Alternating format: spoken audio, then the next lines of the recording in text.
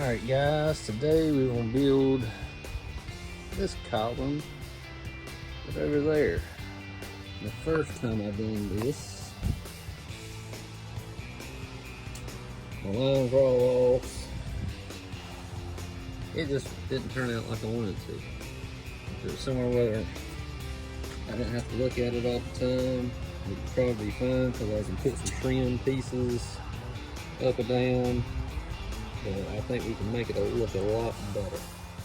And the reason why I initially started building these columns is because we were wanting to screen in this porch. And the existing columns that were there were offset. You can see kind of the stain mark there. And it was no bigger than this piece, and it went all the way down. So it was kind of sitting out front and barely covering this rod. So all this right here was exposed. Take apart two pieces of wood and they're really close. You take that and stick it in one end, and then take another hammer and hit the flat end. It'll wedge it apart, and it makes it real simple to tear things apart. Okay, we got it all tore down. So the first thing we need to do is get measurements of this column so we know what to cut. Just take your tape measure, and I try to use a steel tape as much as I can versus a roll-up tape because it doesn't seem to move as bad. So you put it right at the edge. A lot of times I'll go to 1 and then subtract 1 inch off the other side. So we're looking at 16 3/8, and that's not got the inch to take off. Okay guys, we're here at our chop saw, and the first thing you want to do is loosen the handle, push your button, and slide it over to your 45-degree mark. It should click, and tighten it down.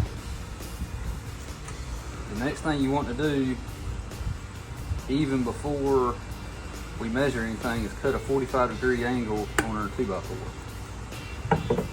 What I like to do, so you don't have an excess of waste, is try to make your saw blade hit very close to this corner. It doesn't have to be perfect, but as long as it's close, you'll have less waste.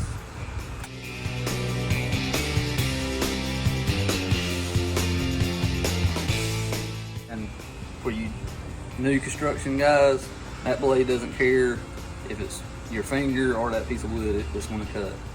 And you can take your 2x4 and push that out of the way. And we got a 45-degree angle now. What we'll do next is measure from outside to outside 16 3/8. Here what I've done is I got my edge at 17 3/8 because we're cutting a 16 3/8. Then I go to the 1 because it's easier to make a mark, and put a little crow's foot above my 1 inch mark.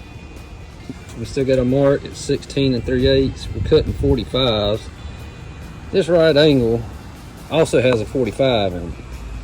So we'll set it up there. We'll get our mark right at the edge. Push this flush with your board, and then mark your 45, and that's the angle you want to cut. We'll make a mark and put it on the saw. Bring this down to where your blade is on the outside of your mark, or do your board will be too short. We'll push your board out of the way, and we'll see what we got.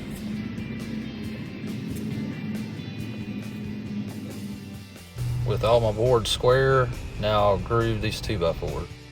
What I did is I started at 2 1/4, and then I went to 2, and then I went to 1 3/4, grooving it out. And I'll show you what I mean by grooving it out. What you want to do is, I've got it set at a 90 degree, is turn this blade up to where it sits close to half the width or depth of that board. So that looks pretty good. And what we'll do is I'll crank the saw up and I'll make a pass on every board, and then I'll move it over a 1/4 inch, make a pass on the board, move it over another 1/4 inch and make a pass on the board.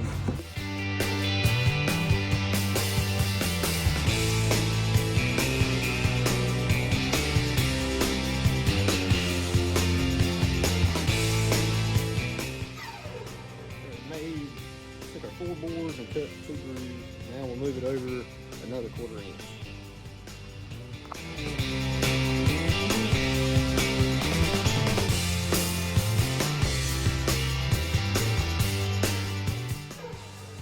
We got our 3 grooves now. And what we'll do is take a flathead screwdriver and stick in here in these grooves and twist it, and it should pop. And if they don't, what we'll do is we'll get back on the table saw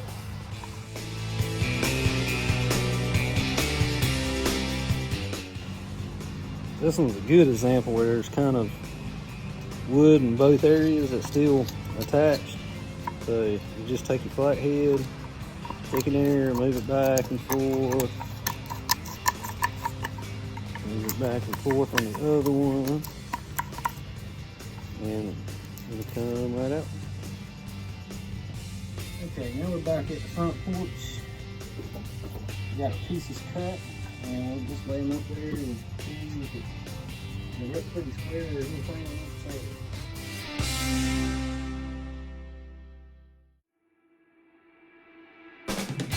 Okay, we got a problem. See how this board right here is wobbly? Because we got this piece that was originally here and tied into the original columns that went up that we're not using anymore, and it's stuck in this foot pretty well. So what I'll end up having to do is notch this bottom piece out to compensate for this. But the tip, as we know, there's something in the way here, so we can take and push down and drag it a little bit, and you can kind of see the groove it made. So that's, we know where that's at. So we'll take, and it ain't got to be perfect. Nobody can see this. And we'll just notch out the spot like that. Back at the workbench, and I got my square I need to cut out. The best aim I found is an old chisel and a wood handle hammer. And just kind of make a groove, give it a good hit, go all the way around in the square. And that's what I'll do now.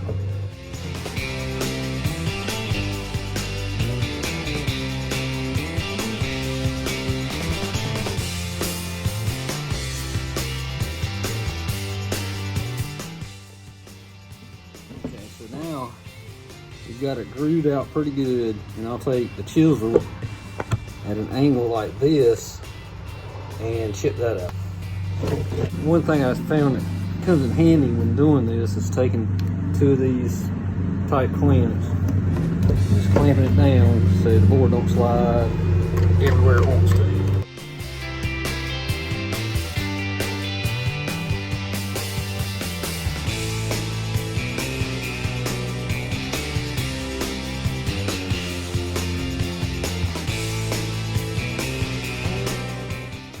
Alright, that's what we've got. Let's go see if it fits.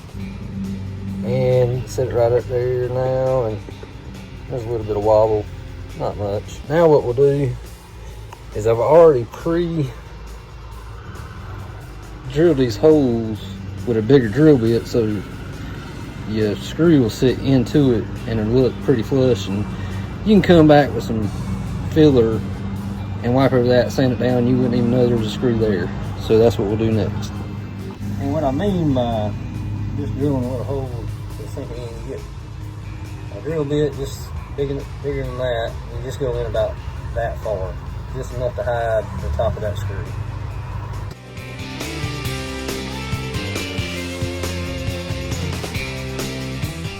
What it kind of looks like when you get done, you got all of them bolted in, you can move it up and down.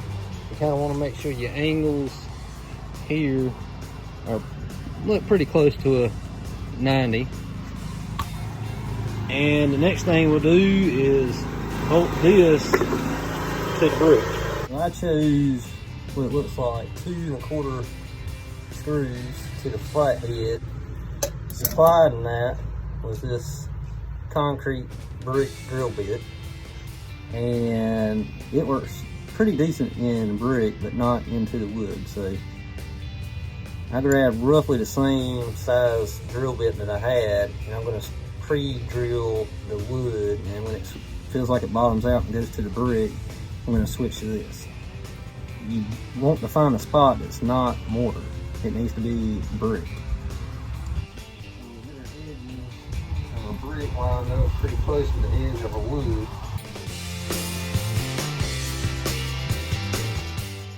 Okay, so I pre-drilled our holes and made sure they missed the mortar, and we got 4 holes.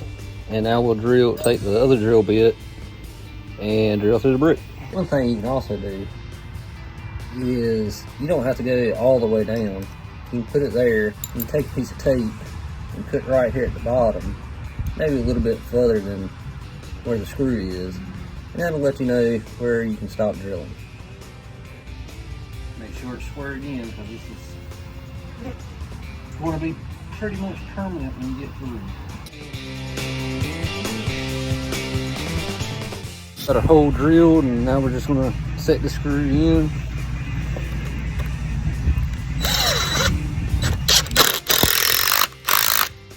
And that's good enough right there. And now we'll do it 3 more times.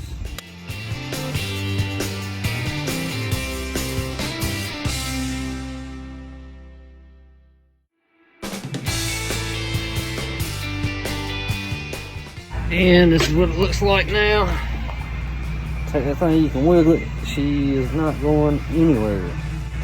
So next up, we'll get started on the actual column tops and finding the center line of everything, so you don't wind up with a mess like I had last time.